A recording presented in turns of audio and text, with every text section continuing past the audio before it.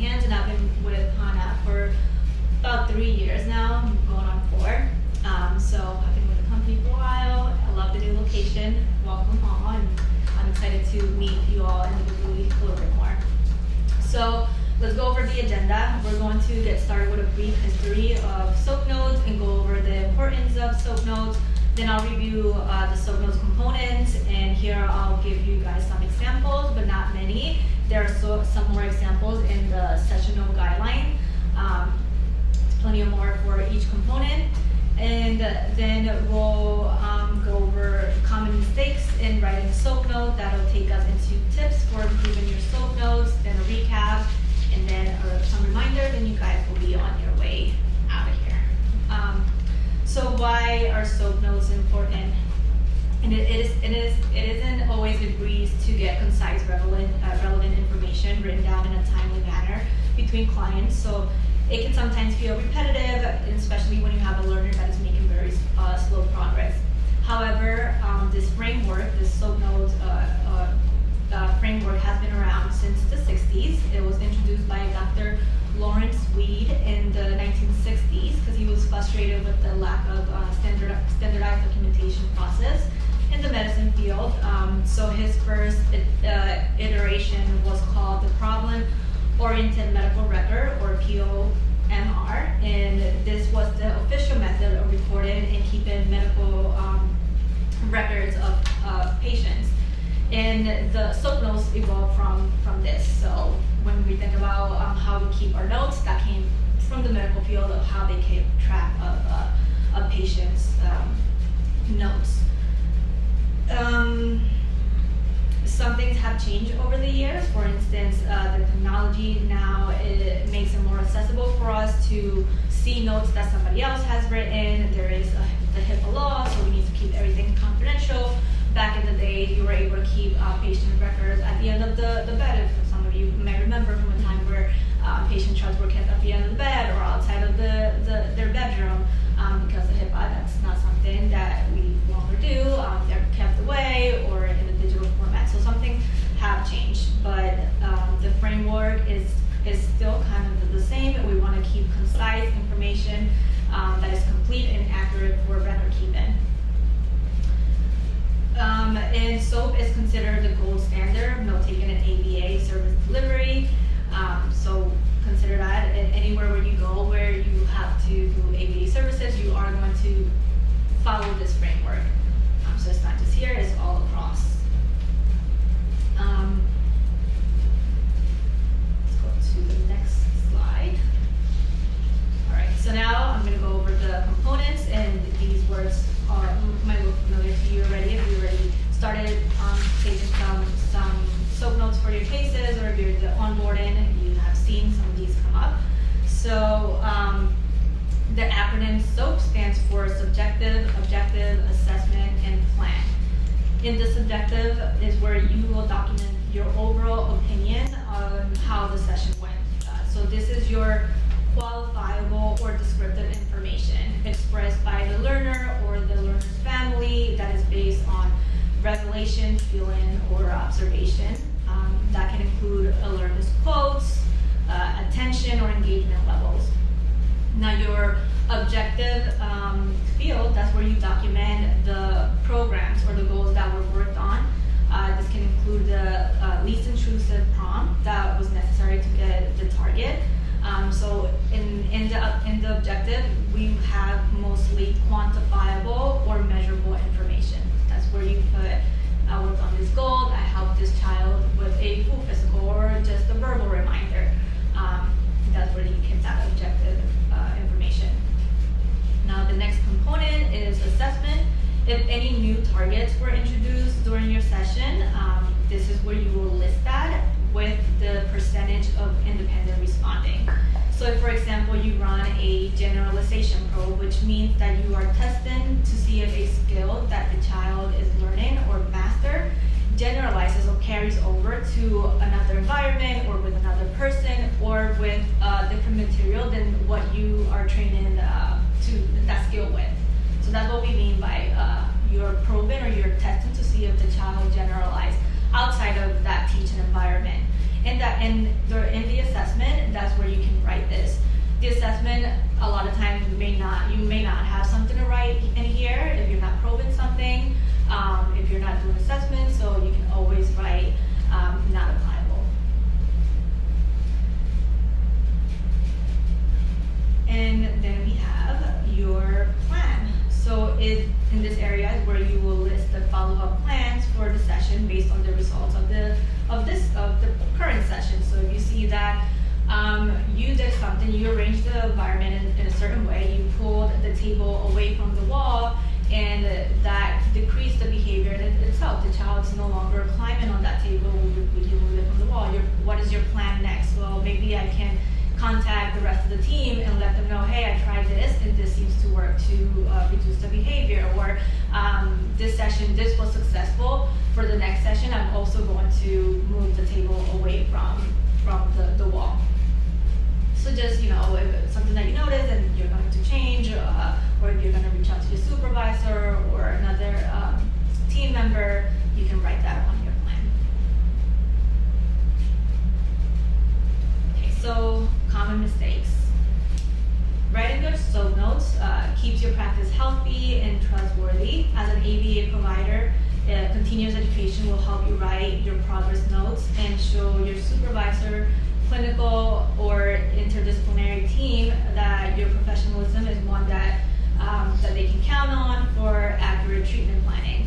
What you do as an ABA provider is not only dependent on your own skill set, but on how you approach your documentation practices and where you want your practice to go in the future. So think about that. If you want a long-term career in here, this is a skill that you want to start kind of honing in and getting feedback, because we do read it and we will give you feedback. So if you want to continue that and just get more practice, you can also reach out to your supervisor if you want more feedback, if you want more examples, you can always do that. One common mistake that I see is not documenting your SOAP notes after every session. And documentation isn't an afterthought. Brains are very tricky. You don't want to wait until the end of the day to write out all your SOAP notes, especially when you see multiple learners throughout the day, back to back. When we let information just kind of simmer throughout the day, then your notes may not be as accurate or complete. And this is not only can not only increase mistakes and liability, but it can also delay insurance reimbursement. Another common mistake is mixing up the subjective and the objective sections. So remember, what you write is your opinion until you back it up with supporting facts. So for instance, if you know that your client or your learner seems worried or voices that worry, then you will back that up with the evidence. So what did he say or what did he do that you kind of gather that? Like pacing back and forth, he was squeezing or grasping his hands together, or they might have said, I'm going to be in so much trouble. You can always quote what the learner said. And another common mistake is using first-person language. So we want to stick to that third-person perspective to ensure that our notes are professional and client-based. So this is the next slide, tips for improving your SOAP notes. We have 2 columns there. I'm sorry they look small on the handout, but you will have access to the PowerPoint. So on the left column we have things to avoid and what you can do instead. So I'm going to go through the examples. So writing good notes is, like I said, is deliberate practice, but it's not one that should be undertaken during the time that you're in a session with the learner. It distracts you and the learner. So avoid writing your SOAP notes while you're in the session with the learner. Instead, you can find the appropriate time to write your session notes. 5 minutes before the session ends is what we encourage you guys to do. 5 minutes right before, you have finished cleaning up, you have your 5 minutes to get your session notes and get your signature. You can take personal notes, so if you keep a little notebook with you, you can write down like little quick notes that at the end of the session you can bring, and they can help you write your entire SOAP note, but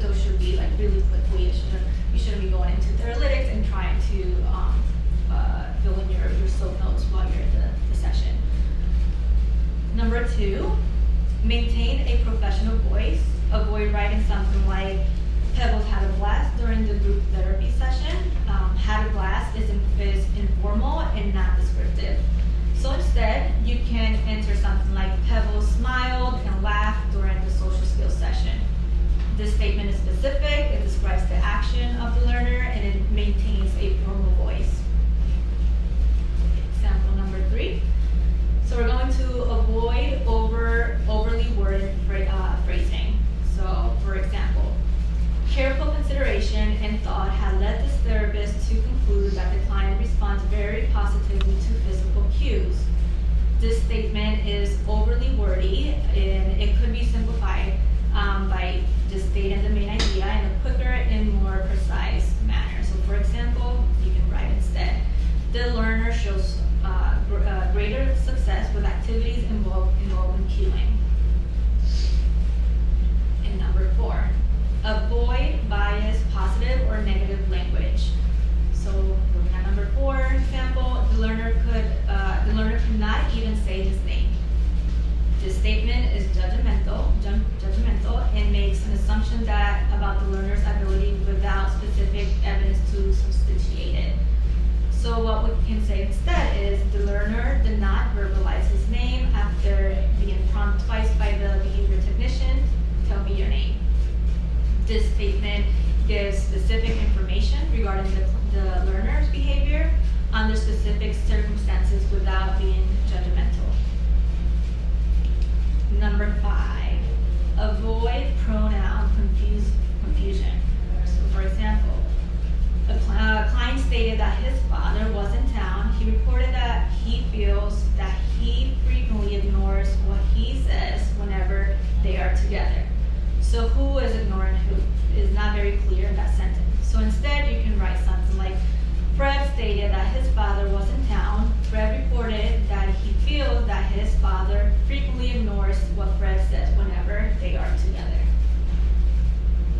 Number 6, avoid overly subjective statements without evidence. So for example, avoid, the client was very frustrated. The word very and a lot do not help the reader understand behavior of the learner. So what you can write instead is, again, what did the learner do to let you to think that or to say that? The client grimaced and sighed repeatedly during the latter half of the therapy session. This statement gives the reader a clear description of the learner's behavior without making assumptions about the learner's internal state or the lack of specific support. Next slide. Documentation is important. Your SOAP notes reflect not only your learner's subjective and objective needs, but in a sense they will reflect a certain quality of life through their communication, language, and social skills. Again, this is also how we communicate internally. Your supervisor will be looking at the SOAP notes that you write to guide her treatment planning so that she can prepare for the next time that she's going to come in and do observation so that they can gather more materials for you if they see that that's needed. It is also part of the ethics code for the registered behavior technician ethics code to keep accurate documentation and that you're up to date with your documentation such as data, billing records, which will be your SOAP notes. And this is code 2.02 of the new RBT, and there is a link at the end of the PowerPoint that will take you to that new code because we are switching up as of 2022. The RBT is releasing a new ethical code. So make sure you review those and you're up to date with that. I also, at the end of the presentation, there's a link so that you guys have a crossroad of what are the differences of the two ethics codes, the older one, 2018 one, and the 2020 that will be that goes into effect in January. You want to be ready for an internal audit or an external audit at all times. So that's how when you are writing your SOAP notes diligently and there's no issues with that, then you should be clear. There's nothing to worry. But that's why we want to continue working on improving those, getting the feedback if you need it. If you need more examples, ask for it. By detailing your SOAP notes at the end of every ABA client ABA session, you are not only writing the notes while the information is fresh in your mind, but you are covering yourself and any company you work for from liability. Again, those are very important. They need to be timely, and they do go through insurance. So if your notes are delayed, then reimbursement is delayed. Try to always write your SOAP notes like you have to defend them in a thesis. You if I see something and I want to ask you, then you should be able to explain to me why you wrote this there and kind of walk me through your rationale. And again, just another reminder, find the appropriate time to write your SOAP notes a few minutes before the end of your session. Be specific and concise, but don't use slang or unprofessional phrasing. And be accurate, but non-judgmental. And just a couple of reminders on the last slide. For you to make your appointment, you want to go to the web browser instead of the app of Teralytics, and that's where you create your appointment. And if you have someone that you see always on, let's say Tuesday or Wednesdays, or you have a set schedule, you can set your appointment to be reoccurring, so you don't have to do it every session. You have to enter your appointment. Don't forget to get your client or caregiver signature unless you have an arrangement with admin and your supervisor and the parents otherwise. And then if you have any technical issues with Teralytics, sometimes there's glitches here and there, reach out to Alina, our HR specialist. She's able to help with that. And you can always loop your supervisor in on the conversation. You can CC them in the email. We just let them know, like, if you're not entering your SOAP notes because there's something wrong with your account, it's being looked at, there's a glitch, then just let your supervisor know so that they know that you are not filling in your SOAP notes, but it's more like a tech issue that you already are taking